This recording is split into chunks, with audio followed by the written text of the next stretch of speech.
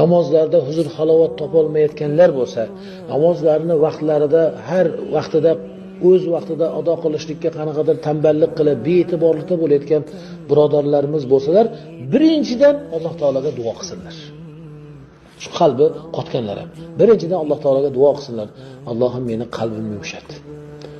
Hadis shariflarda keladi, qalblar Alloh taoloning qo'llarida, xohlaganidek uni u yoqqa bu yoqqa ag'daradi deya.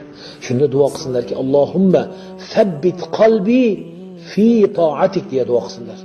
Allohumma ya muqallibal qulub qallib qalbi ala ta'atik. Ey qalblarni ag'daruvchi, bu yoqdan bu yoqqa o'zgartiruvchi zot, meni qalbimni o'zingning toatingda qilib qo'ygin degan duoni kecha-yu kunduz qilsinlar. Namozlarda huzur halovat topolmayotganlar bo'lsa, namozlarni vaqtlarida